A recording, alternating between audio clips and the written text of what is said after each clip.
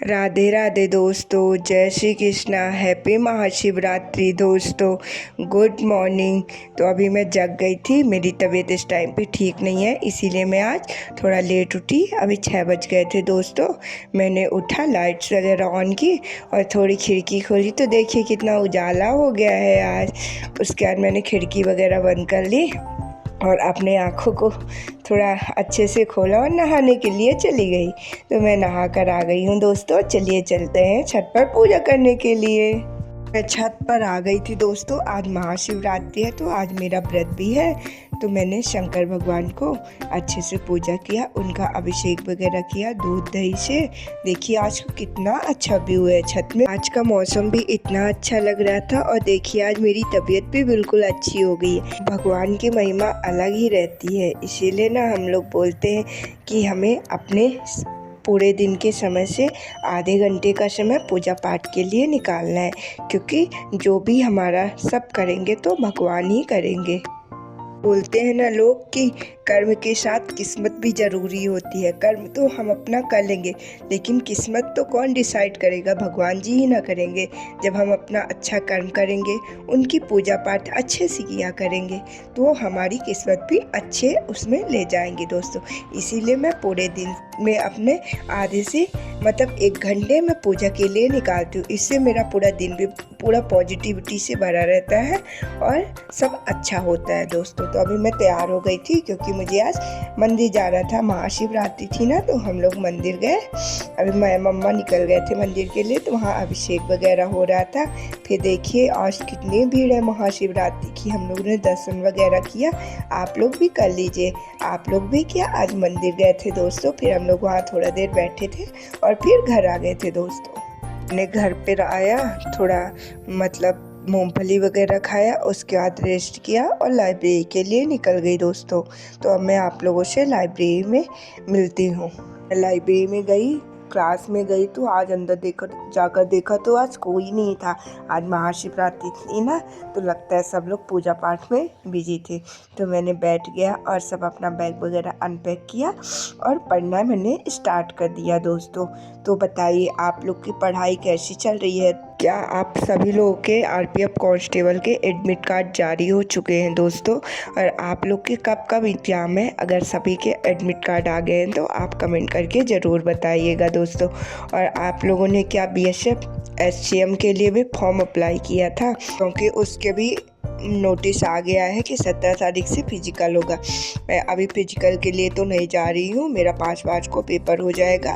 उसके बाद मॉर्निंग को भी फिजिकल के लिए जाऊँगी और शाम टाइम भी जाऊँगी, क्योंकि अभी फिजिकल के लिए भी बहुत कम टाइम है और मैं बहुत देर से ग्राउंड वगैरह गई नहीं हूँ। तो थोड़ा वेट भी मेरा ज़्यादा हो गया है, तो कैसे भी करके 10-12 दिन में कवर करूँगी दोस्तों। लेकिन अभी नहीं जा रही हूँ, अभी से मैं अपने पढ़ाई पर फोकस कर रही हूँ, क्योंकि अभी लगातार एग्ज़ाम है। मेन तो 5 तारीख को है, ये वाला एग्ज़ाम हो जाए तो थोड़ा खाली हो जाऊँगी।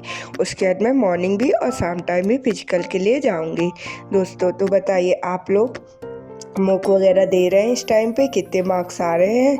मैं तो इस टाइम पे मैं सोच रही हूँ कि अब डायरेक्ट एग्ज़ाम हॉल में ही एग्ज़ाम दूंगी, इसीलिए मॉक देने से थोड़ा टाइम तो जाता है। इसीलिए मैं सिर्फ अपना जितना भी सिलेबस है उसको एक बार रिवीजन करने के लिए लग गई हूँ। मैं जितनी भी नोट्स, जैसे मेरी जीके की सारी सब्जेक्ट की नोट्स बनी हुए हैं, उनका मैं रिवीजन कर रही हूँ, क्योंकि एक्स्ट्रा पढ़ने से अभी कोई वो मतलब नहीं है। क्योंकि एक्स्ट्रा अगर हम पढ़ तो लेंगे, लेकिन उसका रिवीजन नहीं कर पाएंगे तो वो तो हमें वहाँ एग्ज़ाम में के प्रेशर से वो चीज़ें हमें भूल ही जाएंगी। इसलिए आप लोग भी दोस्तों, यदि आप लोग नोट्स से पढ़ते हैं तो एक बार जितनी भी नोट्स है आप लोग एक बार नोट्स का पूरा रिवीजन करके ही एग्ज़ाम हॉल में जाएं। और एक्स्ट्रा पढ़ने की कोशिश मत करिए कि हड़बड़ाहट में ये भी पढ़ लें ये भी पढ़ लें, पता चला हमसे जो बनता है वो भी हमारा रह जाए। इसीलिए दोस्तों, जो चीज़ें हमने एक बार पढ़ी है उनको हम एक बार रिवीजन कर लेंगे, तो हमारे एग्ज़ाम हॉल में उन प्रेशर के साथ भी ये चीज़ें हमें याद रहेंगी। और मैथ्स रीजनिंग तो हो गया, हमें नंबर दिलाएंगे, लेकिन सिलेक्शन क्या दिलाएगा हमें? जीके ही। इसीलिए जीके को हमें हमारा 100% देना है कि जितने ज़्यादा से ज़्यादा नंबर हो सके हमें जीके में लाना है, वही हमें सिलेक्शन दिलाएगा। इसीलिए मैं बोल रही हूँ दोस्तों कि जीके का आपने जितना भी नोट्स वगैरह बनाए हैं एक बार पूरा रिवीजन कर लीजिएगा, क्योंकि सिलेक्शन तो हमारा एक आधे नंबर से ही रुक जाता है ना। इसीलिए ऐसा हमें पछताना ना पड़े कि हम थोड़ा जीके को और अच्छे से पढ़ लेते, या भी कोई भी सब्जेक्ट हो गए तो हमारा सिलेक्शन इस बार हो जाता। जीके तो मेरा भी कमज़ोर है दोस्तों, हर बार मेरा सिलेक्शन जीके की वजह से ही रुकता था, लेकिन मैंने इस बार पूरी कोशिश की है, अपना 100% जीके के लिए दिया है कि इस बार मेरा सिलेक्शन कहीं जीके के वजह से ना रुके।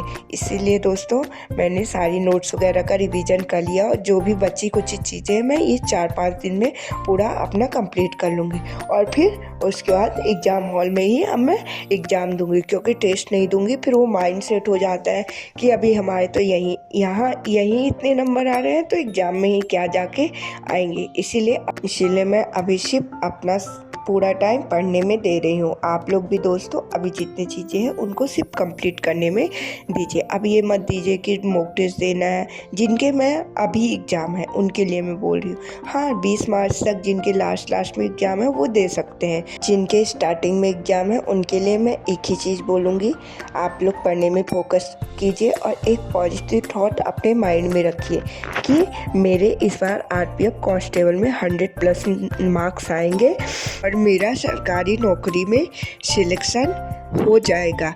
बोलते हैं ना, संकल्प से सिद्धि होती है, तो आप लोग एक माइंड में संकल्प कीजिए कि मेरी सरकारी नौकरी लग गई है।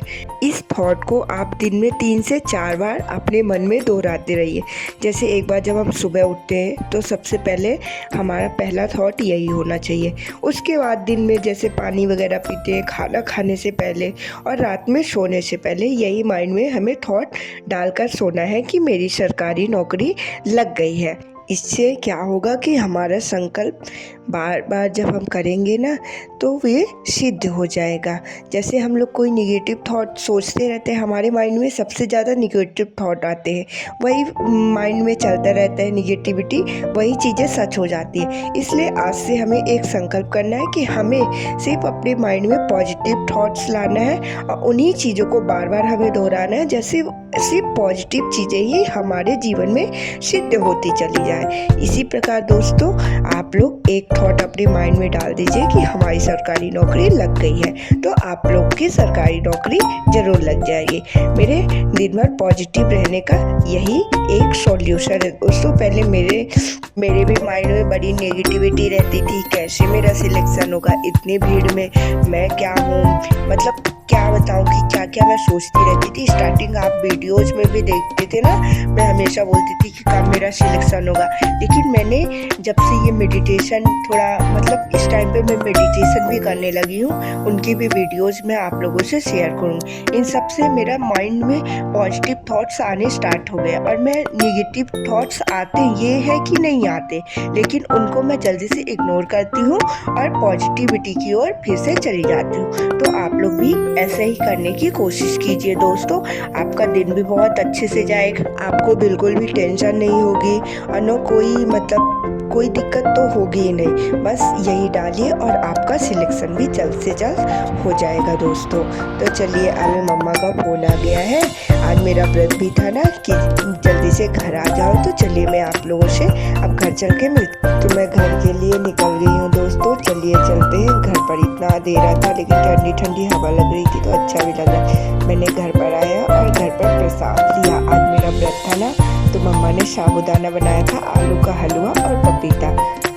उसके बाद मैं सोने के लिए चली गई दोस्तों। तो मैं रात में जैसे प्रणाम वगैरह करती हूँ ना, प्रणाम करती हूँ, अपने माइंड में पॉजिटिव थॉट डालती हूँ और सोने के लिए चली जाती हूँ। तो जय श्री कृष्णा दोस्तों, बाय बाय। अब हम लोग कल मिलेंगे, गुड नाइट।